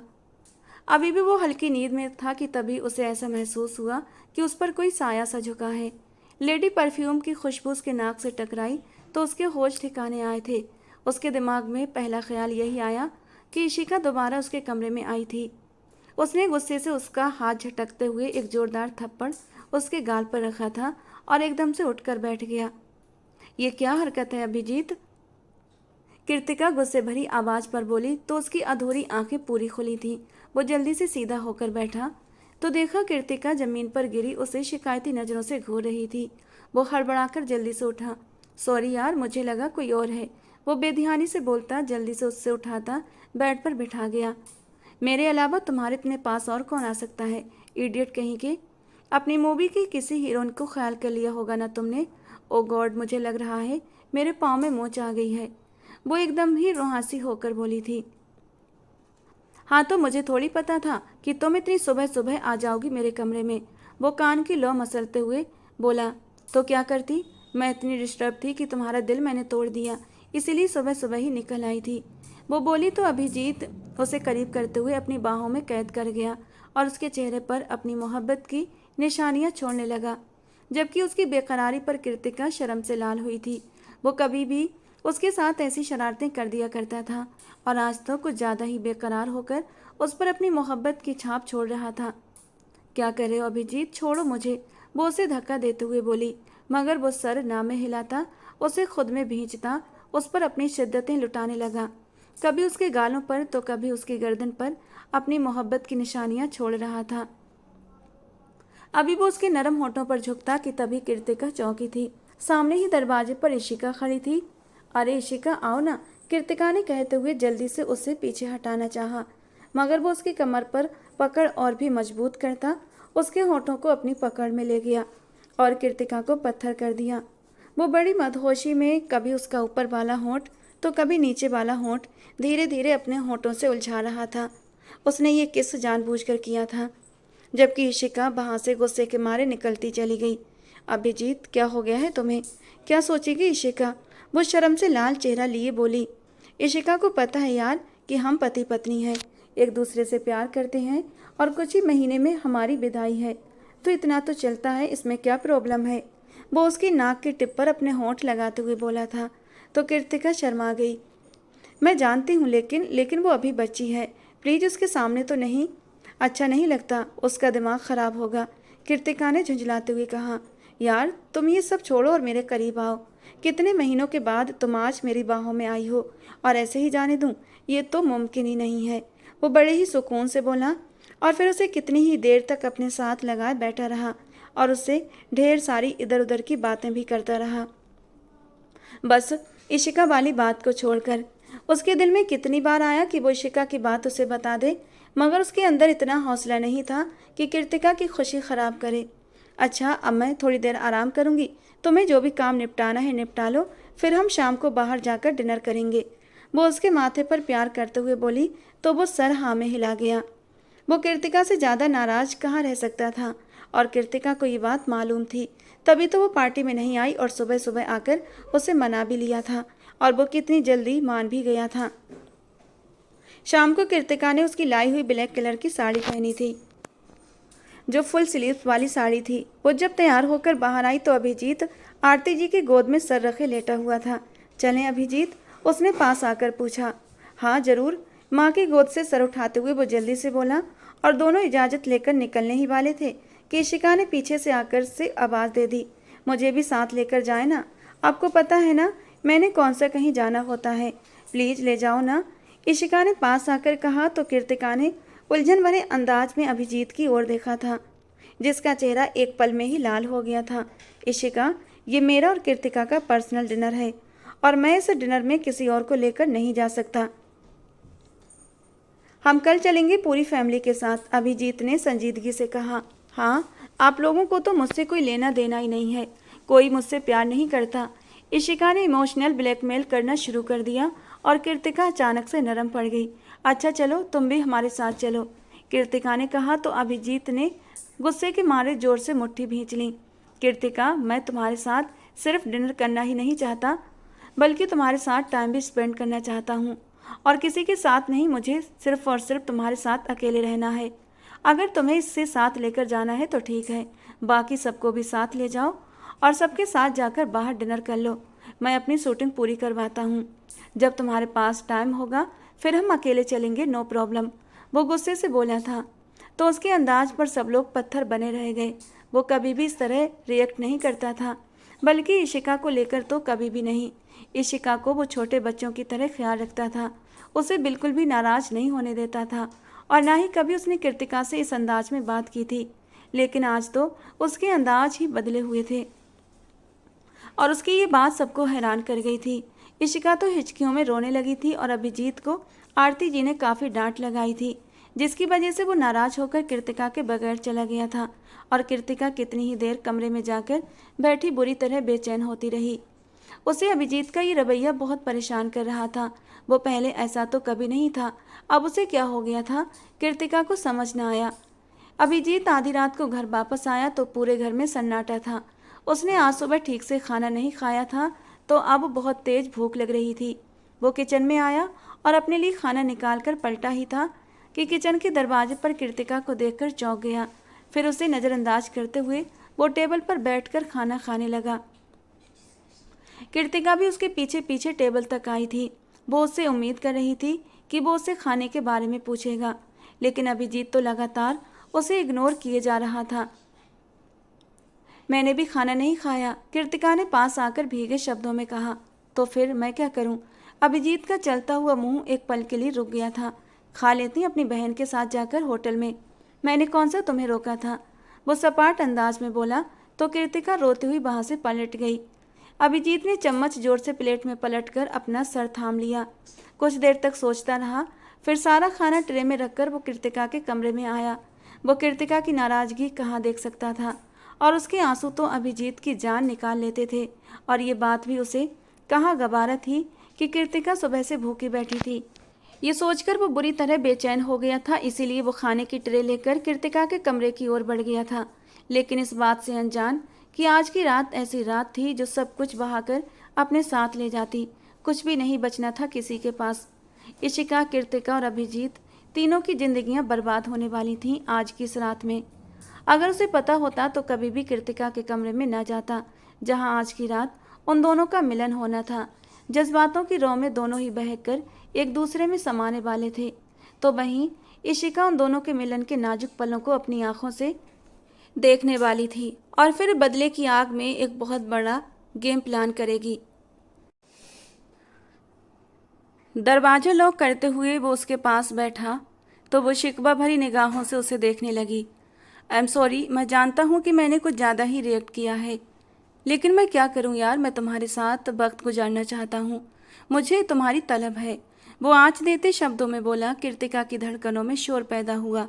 ठीक है, मैं मानती हूँ कि मुझे इशिका को मना करना चाहिए था, लेकिन ये भी तो सोचिए ना, मैं उसे भी तो इतने दिनों के बाद मिली हूँ। उसका भी दिल चाहता होगा अपनी बहन के साथ वक्त गुजारने का। और वो ठीक ही तो कहती है। अब देखो ना, बुआ जी उसे कहीं आने जाने भी नहीं देती। उसे उसे कमी महसूस होती है माँ बाप की, और मैं उसकी इस कमी को खुद अपने दिल से महसूस करती हूँ। मैं तो बड़ी हूँ, मैंने खुद को संभाल लिया, लेकिन वो खुद को संभाल नहीं पाई है। भले आशा बुआ ने हम दोनों को माँ बाप का प्यार दिया है, लेकिन माँ बाप की कमी कोई पूरी नहीं कर सकता। अभिजीत, ये तो तुम्हें भी पता होगा, क्योंकि तुम्हारे खुद के भी तो पापा नहीं है ना। उसकी बात पर अभिजीत ने सर झुकाया था। कृतिका, इस वक्त हम कोई भी पुरानी बात नहीं दोहराएंगे, हमें अपनी बात ही करनी चाहिए। वो ये कहते हुए उसके सामने बैठ गया, फिर उसे अपने हाथों से खाना खिलाने लगा। चावल का दाना कृतिका के होंठों पर लगा रह गया, जिसे अभिजीत ने अपने अंगूठे से अलग कर दिया था, लेकिन वो पल जैसे कुछ और ही कहानी ले गया था। अभिजीत कृतिका के करीब होना चाहता था, और फिर उसने ज़्यादा नहीं सोचा। फिर वो कृतिका के साथ बेड की तरफ बढ़ा, उसे अपनी बाहों में भर लिया। क्या कर रहे हैं अभिजीत, अभी हमारी विदाई नहीं हुई है। आपको पता है ना, पंडित जी ने पूरे 1 साल का वक्त दिया था। वो उसे रोकना चाहती थी, मगर अभिजीत पर तो जैसे आज कोई भूत सवार था। हाँ, तो शादी को 1 साल हो गया है, आज पूरा 1 साल हो गया है। प्लीज मत रोको, आज खुद पर कंट्रोल नहीं है। कृतिका, आज मुझे मत रोकना, आज खुद के जज्बातों को दबाया तो मर जाऊंगा। वो बेचैनी से बोला, और फिर उसे अपनी बाहों में भरते हुए उस पर अपनी शिद्दतें निछावर करने लगा। कुछ देर तक कृतिका उसे रोकती रही, लेकिन कब तक उसके स्पर्श से खुद को बहकने से रोक पाती। जब उसकी शर्ट के बटन खोलता वो उसकी नरम धड़कनों पर अपने होठों को छू गया तो कृतिका बुरी तरह से मचल उठी थी। उसके शरीर में एक करंट सा दौड़ गया था, और उसने कसकर अभिजीत की कमर पर अपनी उंगलियों का दबाव बढ़ाया था। उसकी मदहोश सी सिसकी और उंगलियों की पकड़ अपनी कमर पर मजबूत देखते हुए अभिजीत और भी बहक गया था। उसे बेड पर लिटाता, उसके ऊपर बुरी तरह हावी होता, उसे शिद्दत के साथ अपने होठों से छूता चला गया। अभिजीत ने अपनी शर्ट उतारकर साइड पर रखी, और जब उसके हाथ कृतिका के लोअर की डोरी पर रुके तो कृतिका ने अपनी आंखें बंद कर ली थीं। बेडशीट को मुट्ठी में जकड़ते हुए, अपने होंठ को चलते हुए उसकी धड़कनें ऊपर नीचे हो रही थीं। वो उसे गहरी निगाहों से देखते हुए एक ही पल में उसे हर चीज़ से आज़ाद कर गया था। उसकी नरम नाजुक सी खूबसूरती को देखते हुए वो बुरी तरह से मचल उठा था। मदहोश होता हुआ, पागल होता हुआ वो उसके मक्खन वजूद को अपने होठों से छूता चला गया। ये पहली बार था जब अभिजीत उसके साथ सारी हदें पार कर रहा था, वरना तो वो उसे बाहों में भरने तक ही सीमित था, और आखिरी बार उसने इशिका के सामने उसे लिप टू लिप किस किया था। लेकिन आज वो सारी हदें पार कर रहा था। लाइट ऑफ करता हुआ वो उसके ऊपर हुआ, उसके चेहरे से उसके हाथों को हटाता उसके चेहरे पर फैले शर्म के रंगों को देखने लगा। वो इस रूप में शर्माई हुई सी बहुत प्यारी लग रही थी। आंखें खोलो कृतिका, वो उसके करीब चेहरा करते हुए सरगोशी भरे अंदाज में बोला था। मुझे शर्म आ रही है अभिजीत, तुम तो बहुत ही बेशर्म हो। उसे बेबाक हरकतें करते देख वो शर्म से लाल हुई जा रही थी। उसके नाजुक नरम वजूद को अपनी जीभ से गीला करता हुआ वो उसे किसी और ही दुनिया की सैर करा गया था। सिसकियां भरती होंठ को चलती वो अभिजीत को बेकाबू कर गई थी, और वो एक ही झटके से उसकी नाजुकी में उतर गया था। एक हल्की सी दर्द भरी सिसकी थी जो कृतिका के होंठों से निकली थी, जिसे अभिजीत ने आगे बढ़ते हुए अपनी हथेली से रोक दिया था। और उन रात दोनों का मिलन हो चुका था। उनके बीच पर्दे की हर दीवार हट चुकी थी। अगली सुबह आँख खुली तो टाइम काफ़ी ज़्यादा हो चुका था, और कृतिका उसके सीने से लगी अभी भी सो रही थी। उसे धीरे से तकिए पर सीधा करते हुए वो कमरे से निकला तो इशिका दरवाजे के बाहर बैठी थी। उसे देखते ही वो उठकर खड़ी हुई, मगर अभिजीत उस पर एक नज़र डालते हुए उसे नज़रअंदाज करते हुए अपने कमरे की तरफ बढ़ गया। वो जल्दी से उसके पीछे आई थी। मुझे मुझे बिल्कुल अच्छा नहीं लगा कि आपने दीदी को वो मोहब्बत दी जो मुझे देनी चाहिए थी। वो उसके पीछे पीछे कमरे में आकर जोर से चीखी थी तो अभिजीत ने पलटकर एक जोरदार थप्पड़ उसके चेहरे पर दे मारा। कितनी बेशर्म हो तुम! अपने बहन के पति के साथ इस तरह बातें करते हुए तुम्हें शर्म नहीं आती? दफा हो जाओ यहाँ से। और कितनी बार तुम्हें जलील किया गया, मगर तुम इंतहाई बेशर्म लड़की हो। तुम्हारा इंतजाम भी करना पड़ेगा। तुम्हारी हकीकत सबको बताऊंगा कि तुम कितनी घटिया सोच की मालिक हो। वो ठंडे तल्ख शब्दों में आज बोला था, फिर कपड़े निकालकर वॉशरूम की तरफ बढ़ गया। यह आपने बिल्कुल ठीक नहीं किया मेरे साथ। अब मैं आपको बताऊंगी कि मैं क्या कर सकती हूँ, वो गुस्से से चिल्लाई थी। और अभिजीत ने उसकी धमकी को सिर्फ उसका बचपना समझकर नज़रअंदाज कर दिया था, मगर वो बिल्कुल नहीं जानता था कि आज की रात उसके लिए एक कयामत बनने वाली है। अभिजीत तो शूटिंग से जल्दी फ्री हो गया था और उसका इरादा था कि जाकर कृतिका को लेकर बाहर कहीं शॉपिंग करेगा। जब वो घर पहुंचा तो घर में कोई भी मौजूद नहीं था। नौकरानी ने बताया सब लोग पहले ही शॉपिंग के लिए जा चुके हैं। वो फ्रेश होकर सोने के इरादे से कमरे में आया तो इशिका के कमरे के सामने से गुजरते हुए एकदम रुक गया। इशिका फ्रूट नाइफ को अपनी कलाई पर रखे खड़ी थी और उसे आंच भरी नज़रों से देख रही थी। जबकि ये सब देखकर अभिजीत का दिल धक से हुआ था। वो बिना सोचे समझे दरवाजा पूरा खोलता हुआ अंदर दाखिल हुआ था। क्या कर रही हो इशिका? पागल लड़की, छोड़ो इसे। वो चाकू उससे छीनने की कोशिश कर रहा था, मगर वो पीछे हटती बेड पर गिरी और साथ ही अभिजीत को भी अपने ऊपर गिरा लिया।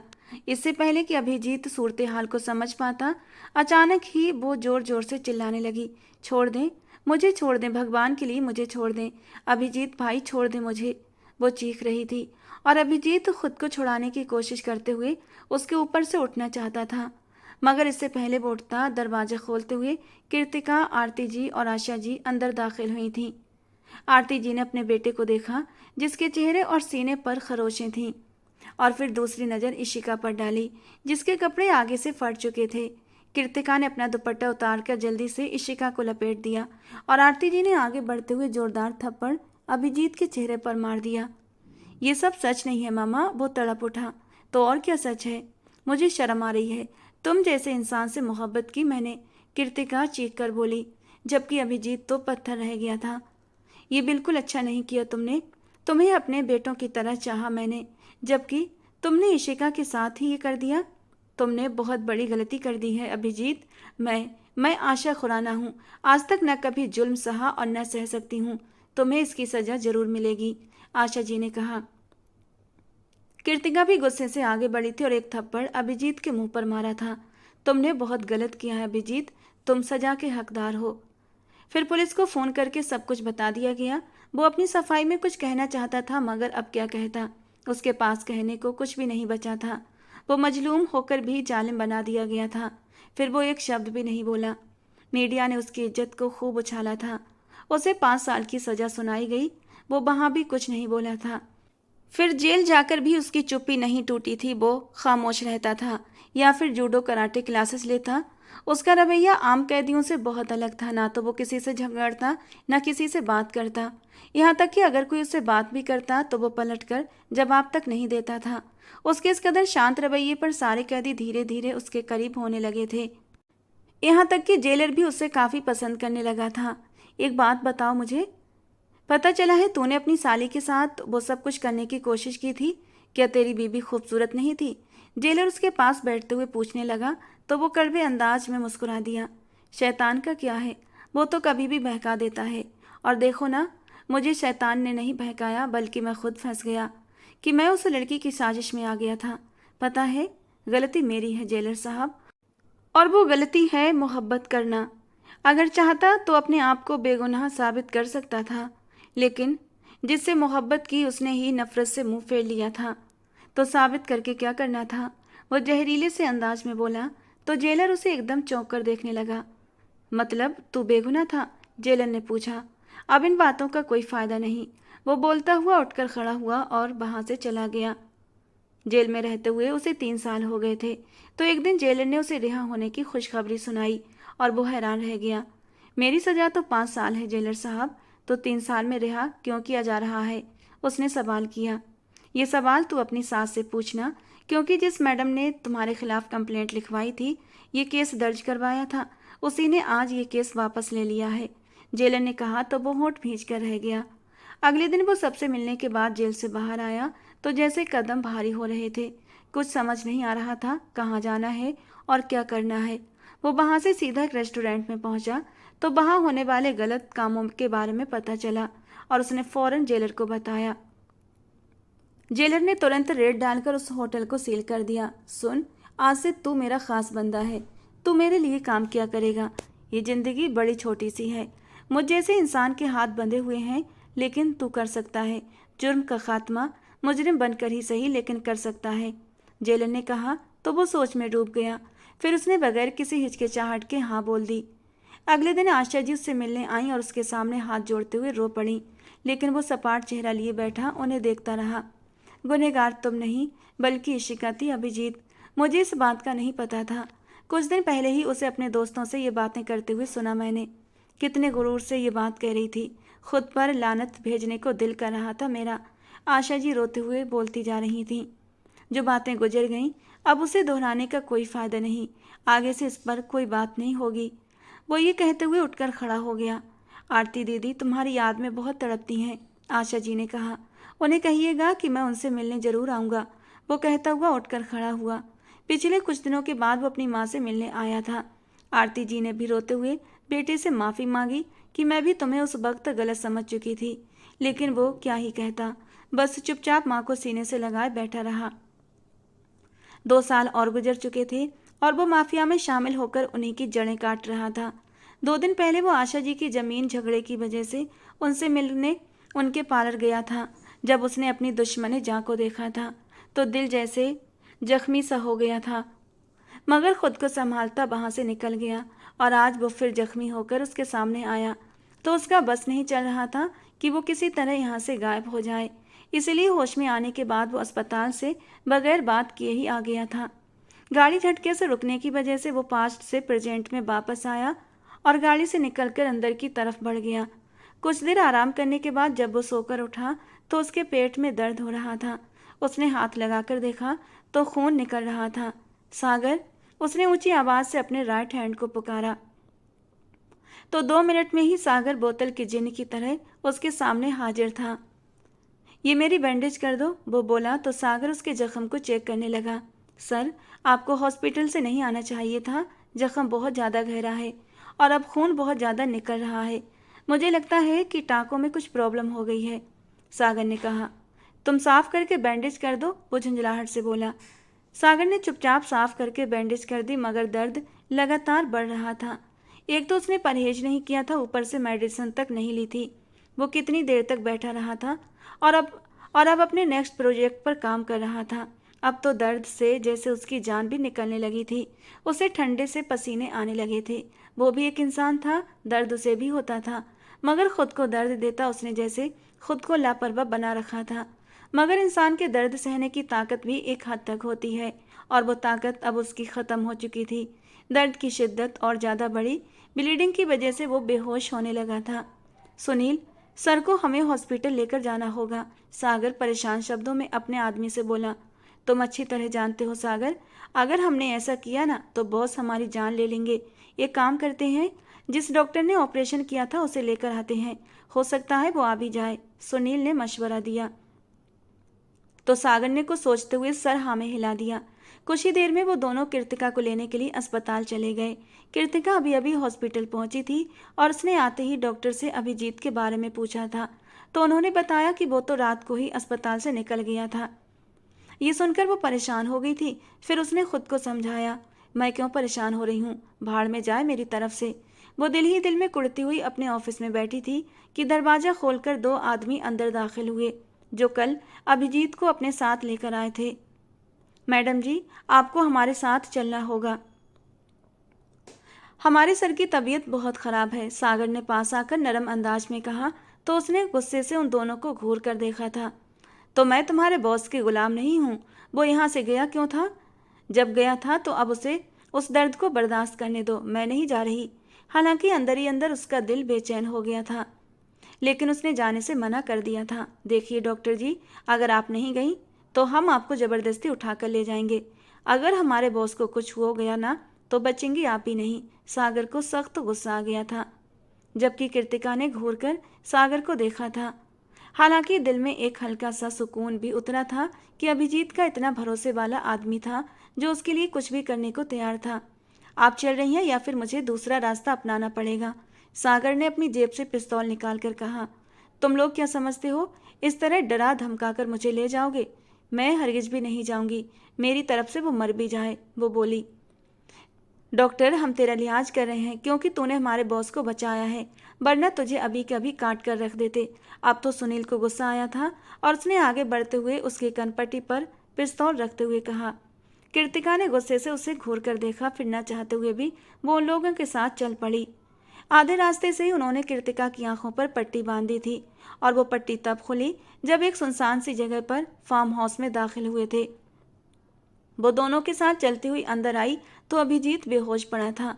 उसकी हालत देखकर वो बुरी तरह परेशान हो उठी थी और फिर उसकी जल्दी जल्दी बैंडेज करने लगी। बैंडेज करने और ड्रिप लगाने के बाद अब वो चेयर पर बैठी उसी की ओर देख रही थी, जो एक हाथ सीने पर रखे बेसुध लेटा था। कुछ घंटे के बाद अभिजीत ने कराहते हुए आंखें खोल दी तो वो जल्दी से उसके पास आई थी। अभिजीत ने अधखुली आंखों से देखा तो अपने पास खड़ी कृतिका को देखकर एक पल के लिए उसका दिमाग सुन्न हुआ था। दूसरे ही पल वो झटके से उठकर बैठ गया। तुम यहाँ क्या कर रही हो? सुनील, सागर, वो गुस्से से चिल्लाकर अपने आदमियों को बुलाने लगा। सुनील भागता हुआ अंदर आया। ये यहाँ क्या कर रही है? वो गुस्से से बोला। बॉस, आपकी तबीयत बहुत ज़्यादा खराब हो गई थी तो इसीलिए हम डॉक्टर मैडम को ले आए, सुनील ने धीरे से सर झुकाते हुए कहा। तो वो गुस्से से अपने बाल मुट्ठी में पकड़ गया। तुम लोगों का दिमाग खराब है, इसकी जान को खतरा हो सकता है। हद होती है किसी भी लापरवाही की। सॉरी बॉस, लेकिन आपकी हालत खराब देखकर हमारे तो हाथ पांव फूल गए थे, तो इसीलिए हम मैडम को बंदूक की नोक पर उठाकर ले आए। सागर ने धीरे से अपना कारनामा बताया तो वो गुस्से से पागल हो गया। दफा हो जाओ तुम दोनों यहाँ से। वो दोनों जल्दी से वहां से गायब हो गए। उनके जाते ही वो अपना सर बेड से टिकाए बैठा था। अभी भी उसे चक्कर आ रहे थे, मगर उसे असल परेशानी ये थी कि टाइगर के आदमियों को उसका और कृतिका का रिश्ता पता न चल जाए। वो होंठ को चलते हुए कुछ देर उसे देखती रही, फिर धीरे से चलती हुई उसके पास आई और पानी का गिलास उसकी तरफ बढ़ा दिया। पेन किलर खा लो ताकि तुम्हारी तबीयत कुछ ठीक हो जाए, कृतिका ने कहा तो वो लाल आंखों से उसे घूरने लगा। मुझे नहीं खानी, वो गुस्से से बोलकर उठकर वार्डरोब की तरफ बढ़ा। कपड़े निकालकर वॉशरूम की तरफ जाने लगा तो वो जल्दी से उसे पुकार गई। अभिजीत, तुम्हें आराम की ज़रूरत है और तुम बात नहीं ले सकते, वरना तुम्हारा जख्म और भी ख़राब हो जाएगा क्योंकि वाटरप्रूफ पट्टी नहीं लगी है, कृतिका ने कहा। जख्म खराब होने से क्या होगा, मर जाऊंगा ना, तो अच्छा है, तुम्हारे लिए फ़ायदा होगा कि मुझ जैसे गंदे इंसान से तुम्हारा पीछा छूट जाएगा। वो गुस्से से बोलता हुआ वॉशरूम में घुस गया, जबकि वो भी तेजी से उसके पीछे आई थी और इससे पहले वो कुछ समझता वो दरवाज़ा बंद करते उसके करीब आ गई। क्या कर रही हो तुम? वो उसके पास आने पर एकदम पीछे हटा था, मगर उसकी बात को नज़रअंदाज करती टॉवल को गीला करके उसके जिस्म को साफ करने लगी। वो दीवार से टेक लगाए एकटक उसकी तरफ देख रहा था। दिल में उसे छूने की ख्वाहिश फिर से जागने लगी थी, मगर इस बार अपने आप को हरा नहीं सकता था। उसके सामने खुद पर कंट्रोल करते उसने उसके हाथ से टॉवल लिया था और फिर टॉवल लेकर खुद ही अपने हाथ से खुद को साफ करने लगा। अगर मैं कर दूंगी तो कोई कयामत नहीं आ जाएगी, तुम्हें चोट लगी है, तुम अच्छे से साफ नहीं कर पाओगे, और जब मुझे किडनैप करवा कर यहाँ ला सकते हो तो ये काम करवाने में क्या दिक्कत है, वो कड़वे अंदाज में बोली।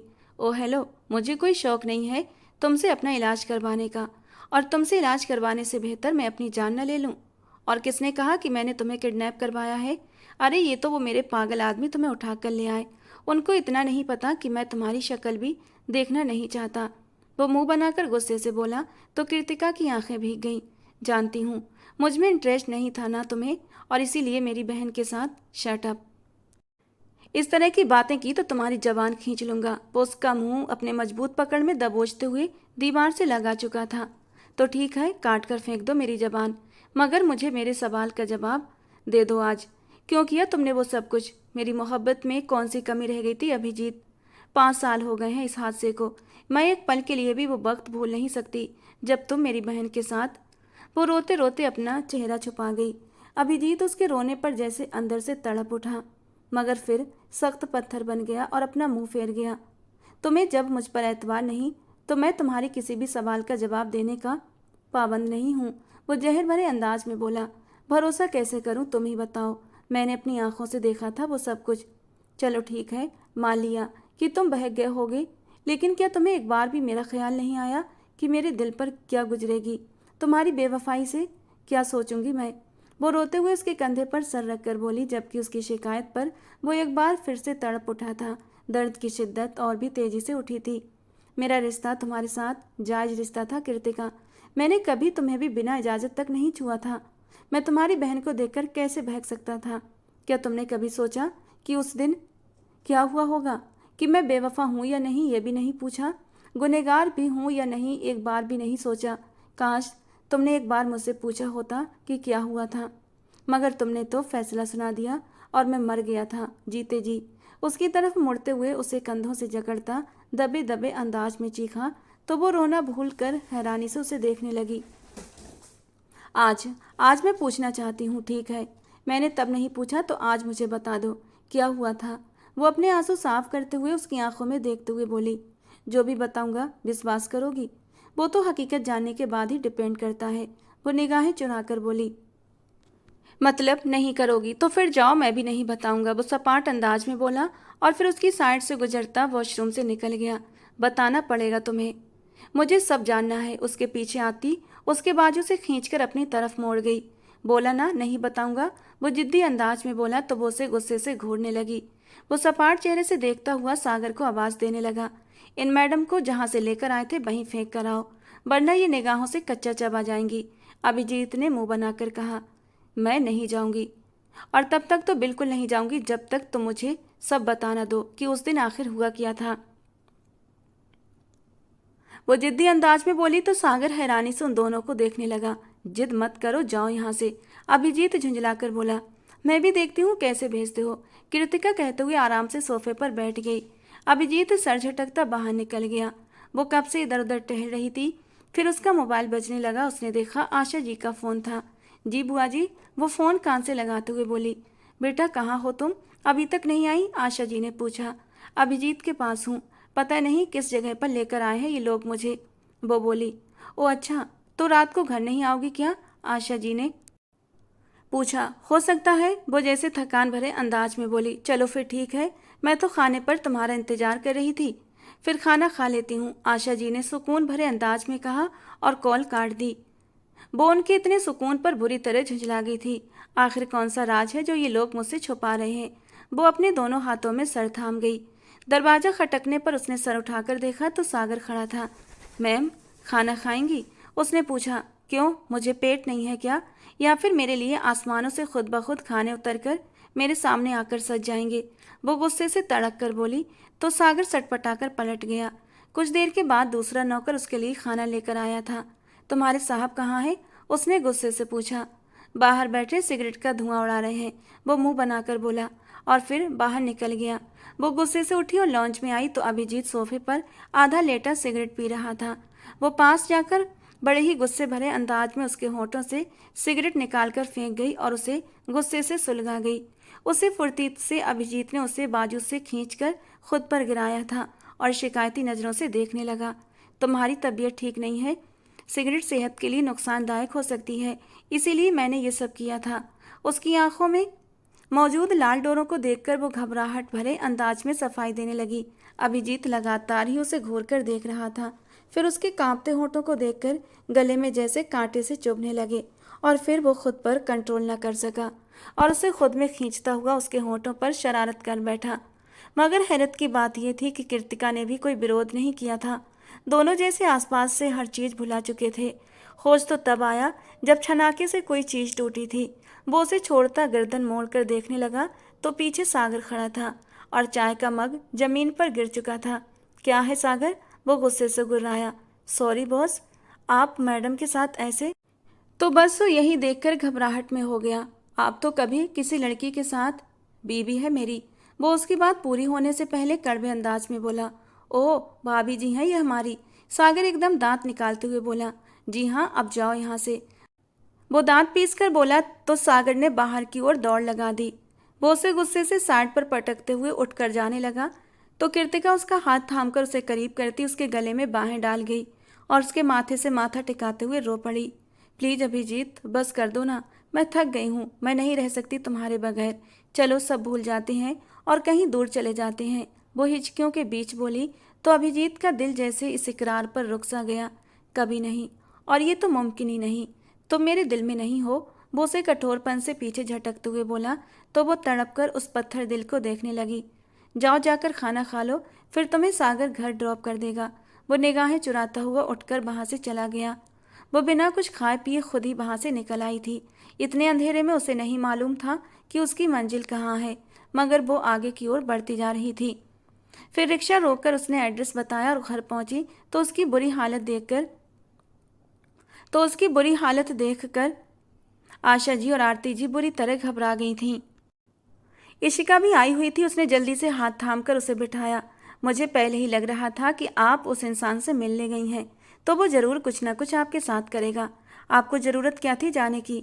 और हाँ, मैंने देवांश से बोल दिया है, उसका वकील कल आएगा। आप तलाक के पेपर दायर कर दीजिए।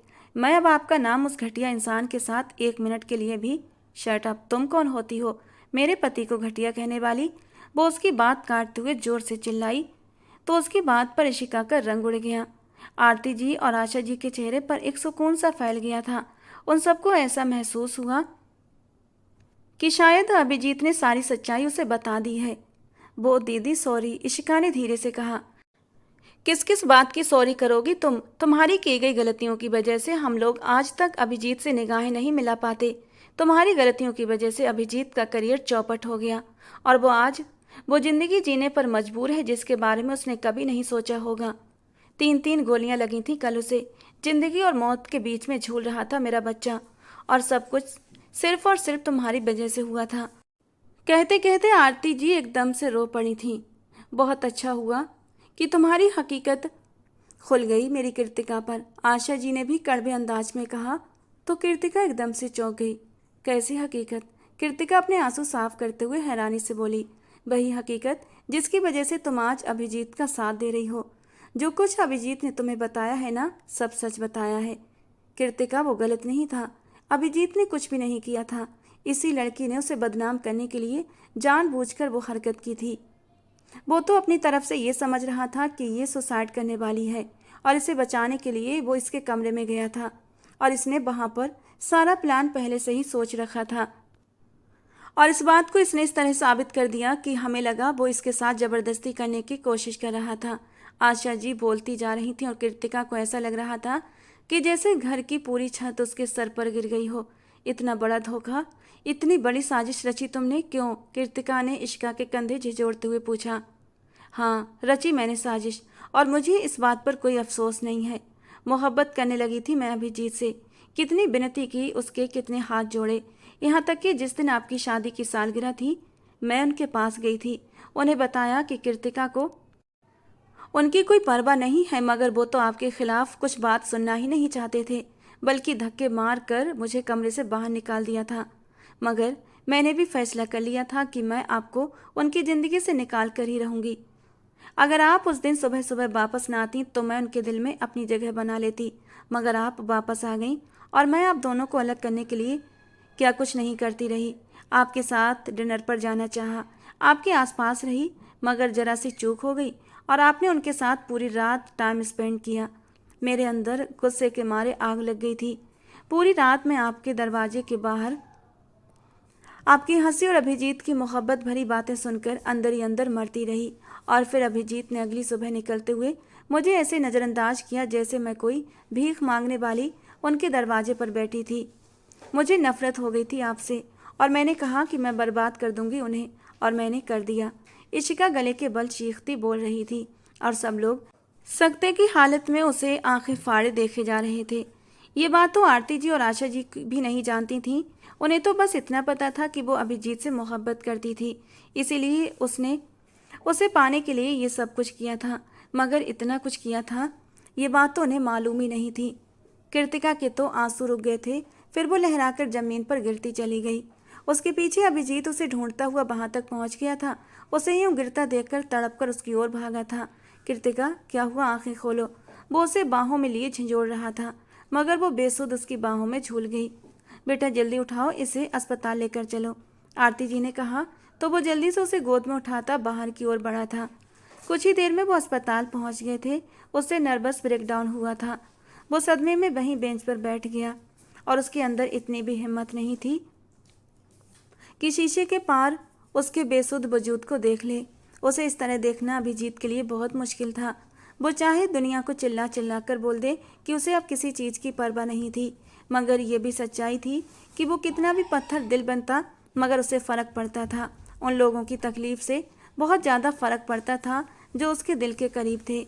और फिर कृतिका तो उसके दिल के करीब ही नहीं, बल्कि उसके दिल में पूरे हक से विराजमान थी। अगली सुबह भी गुजर चुकी थी। कृतिका अभी तक खतरे से बाहर नहीं निकली थी। लगभग 24 घंटे के बाद जाकर उसे होश आया था।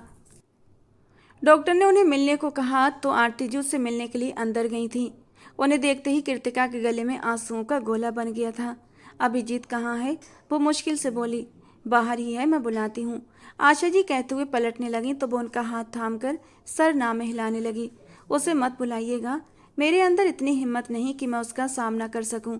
बुआ जी, मैं निगाहें मिलाने के काबिल नहीं हूँ। वो सही कहता था। जब दुनिया उसके खिलाफ थी तो उसे कहीं ना कहीं उम्मीद थी कि मैं उसका साथ दूंगी, मगर मैंने नहीं दिया बुआ जी। क्यों नहीं दिया? मुझे देना चाहिए था, मुझे देना चाहिए था ना। वो तड़प तड़प कर रो पड़ी। कृतिका को आशा जी को संभालना मुश्किल हो गया था। अभिजीत ने दरवाजे पर जमे हाथ को पीछे हटाया और फिर उल्टे कदमों वहां से पलट गया। आरती जी अफसोस से अंदर आई और कृतिका को चुप करवाने लगी, मगर वो रो रो कर अपनी तबीयत और भी खराब कर चुकी थी।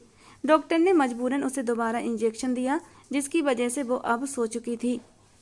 कुछ दिनों के बाद आरती जी बाहर आई तो हॉस्पिटल से बाहर बने हुए गार्डन में बैठा सिगरेट से अपना दिल जला रहा था। वो उसके पास जाकर बैठ गई। हम में से हर एक गुनहगार है तुम्हारा बेटा, और हम दोनों, और अगर तुम हम दोनों को माफ़ कर चुके हो तो फिर उसे भी कर दो। वो तुम्हारा सामना करने से डर रही है, उसका ये डर ख़त्म कर दो। मैं तो माँ थी, फिर भी तुम्हारे बारे में शक कर गई थी, फिर वो तो बीबी थी, आरती जी ने कहा तो वो अफसोस से गहरी सांस लेकर रह गया। सिगरेट बुझाता खड़ा हुआ। मैं कांटों भरे रास्तों में वापस नहीं जाना चाहता माँ। उसे अपना डर ख़त्म करके खुद अगर मेरे पास आना है तो मैं कुछ नहीं बोलूँगा, मगर मैं उसके पास नहीं जाऊँगा। वो एकदम जिद्दी से अंदाज में बोला तो आरती जी उसे देख कर रह गई। मोहब्बत में बेटा कैसी जिद लगानी? वो बोली। क्या मोहब्बत निभाने का ठेका सिर्फ मैंने ही ले रखा है? मैं अपने हिस्से की मोहब्बत हमेशा से निभाता रहा हूँ। मैं अंदर से खोखला हो चुका हूँ और अब मेरे जख्मी दिल पर मरहम रखने का वक्त है। भरोसा मेरा टूटा है, मोहब्बत पर से तो अब ये भरोसा उसे ही जोड़ना होगा जिसने तोड़ा था। वो सुकून भरे अंदाज में बोला, फिर उठकर वहाँ से अपनी बाइक की ओर बढ़ गया। उसे अस्पताल में एडमिट हुए 3 दिन गुजर चुके थे, मगर अभिजीत उसे देखने तक नहीं आया था और ये बात उसे अंदर से रुला रही थी। आज वो अस्पताल से घर आ गई थी तो दिल चाह रहा था कि दहाड़े मार मार कर रोए, कहीं भी सुकून नहीं था। अगले दिन वो सुबह सुबह उठी और ड्राइवर के साथ उसके फार्म हाउस पर पहुंच गई। सागर उसे देखकर चौंक गया था। तुम्हारे साहब कहाँ हैं? उसने पूछा। जी आराम कर रहे हैं, सागर ने सर झुकाकर कहा तो वो उसके कमरे की तरफ बढ़ गई। कमरे में दाखिल हुई तो वो तकिए को बाहों में भरे बड़े ही सुकून से सो रहा था। वो चलती हुई धीरे से उसके पास आई और झुककर उसके गाल पर अपने होंठ रख दिए तो वो नींद में ही उसकी कमर में हाथ डालकर एक झटके से अपने पहलू में गिरा गया। तुम? वो चिल्लाकर बोलता पीछे होने लगा तो कृतिका उसकी गर्दन में बाहें जमाती उसे तकिए पर गिराती, उसके चेहरे के हर नक्श पर अपने होंठ रखती चली गई, जबकि वो हैरान सा आंखें बंद किए वो अपनी धड़कनों को काबू करने की कोशिश कर रहा था। मुझे अपनी बाहों में भर लो अभिजीत, वो भीगे शब्दों में बोली। तो अभिजीत ने आंखें खोलकर उसके चेहरे को देखा और फिर उसकी आंखों से आंसू टपक कर अभिजीत के होंठ पर गिरे तो वो तड़प कर उसे खुद में भींच गया। आई एम सॉरी, वो हिचकियों से रोने लगी। अभिजीत भी रो रहा था। बरसों की कड़वाहट आज आंसुओं ने धो डाली थी। अभिजीत, मैं आपको इंसाफ दिलाना चाहती हूँ। जो बदनामी मेरी बहन की वजह से हुई उसे दुनिया के सामने लाना है। वो भीगे शब्दों में बोली। नहीं कृतिका, मैं किसी से इंतकाम नहीं चाहता। मैंने बरसों पहले अपने इस दाग से कंप्रोमाइज़ करके अपना फैसला भगवान की अदालत में पेश कर दिया है। मुझे अब और कुछ नहीं चाहिए। वो उसे खुद में भींच कर बोला तो कृतिका जैसे अंदर से सहम गई। इशिका जैसी भी थी, उसकी बहन थी। वो उसके लिए कोई और हमदर्दी नहीं रखना चाहती थी। कुछ दिनों के बाद आज पूरे मीडिया पर एक ही न्यूज़ चल रही थी कि एसपी राणा ने अपने खास आदमी अभिजीत जोशी के जरिए बहुत बड़े माफिया का गिरोह पकड़ा था, जो मासूम लड़कियों को बहकाकर उन्हें दूसरे देश भेजता था। और यहाँ तक कि उस गिरोह का सरगना मिस्टर देवांश था, जो कि इशिका का पति था, वो भी पकड़ा गया था। इशिका को भी उसने कुछ दिन पहले बिजनेस डील के तौर पर अपने क्लाइंट को दिया था। इशिका को भी वहाँ से बरामद कर लिया गया था। इस वक्त उसकी हालत बहुत ख़राब थी। वो ऑपरेशन थिएटर में थी। उसकी हालत बहुत बुरी थी। शरीर का कोई हिस्सा ऐसा नहीं था जहाँ सिगरेट से दाग न लगाए गए हों। उसकी हालत देखकर कृतिका तो बेहोश हो गई थी। 1 घंटे के बाद उसे होश आया था और वो इस वक्त गुमसुम सी बेड से टेक लगाए बैठी थी कि अभिजीत ने उसके गाल पर हाथ रखते उसे अपनी तरफ किया था तो कृतिका चीख मारती उसके गले से तड़प कर रो पड़ी। प्लीज़ अभिजीत, मेरी बहन को माफ़ कर दो प्लीज़, वो बहुत तकलीफ़ में है। वो उसके सीने से लगी हिचकियों से बोली तो अभिजीत ने दुख से आंखें बंद कर लीं। कृतिका, मैंने कभी नहीं चाहा कि उसके साथ ऐसा हो। मैंने कभी भी उसे बद्दुआ नहीं दी थी। वो अपनी सफाई में बोलता रो पड़ा। कृतिका ने सर ना में हिलाया, उसके आंसुओं को साफ किया। नहीं अभिजीत, तुम माफ़ी मत मांगो। मैं जानती हूँ कि तुमने कभी बद्दुआ नहीं दी, मगर वो भगवान है ना जिसने हम सबको बनाया है। वो सब देखता है, उसे सब पता होता है। मगर तुमने फिर भी उसकी लाज रखी। लेकिन तुम इल्ज़ाम लगाने वाले को अपने किए पर जब कोई शर्मिंदगी ना हो तो भगवान ने दिखाया है कि जब कोई पाप करता है तो भगवान उसका कैसा बदला लेता है। मेरी बहन को भगवान ने उसके किए की सज़ा दी है। वो भीगे शब्दों में बोलती जा रही थी। अभिजीत सर झुकाए बैठा रहा। 2 दिन गुजर चुके थे। इशिका की हालत में कोई सुधार नहीं आया था। तीसरे दिन उसने आंखें खोली तो उसके होंठों से बस एक अधूरा सा शब्द निकला था, मुझे माफ़। उसके बाद उसने अपनी ज़िंदगी की आखिरी हिचकी ली। अभिजीत ने उसे अपनी बहन की तरह समझा था और अब भाई बनकर ही उसका अंतिम संस्कार भी किया था और उसकी आत्मा के लिए भगवान से प्रार्थना भी की थी। देवांश मुखर्जी को फांसी की सज़ा सुनाने तक वो अदालत के चक्कर काटता रहा। आज उसके कातिल अपने अंजाम को पहुंच चुके थे। कुछ महीने के बाद अभिजीत सबको लेकर लंदन में शिफ्ट हो गया, जहां उसका खुद का एक छोटा सा कैफ़े था और डॉक्टर कृतिका लंदन के सबसे बड़े अस्पताल की सर्जन थी। तो दोस्तों, आपको ये कंप्लीट नॉवल कैसा लगा कमेंट बॉक्स में ज़रूर बताना। पसंद आया हो तो प्लीज़ लाइक करना। रोज़ एक नई और रोमांटिक स्टोरी के लिए हमारे चैनल को सब्सक्राइब करना। मिलते हैं दोस्तों अगली किसी नई कहानी।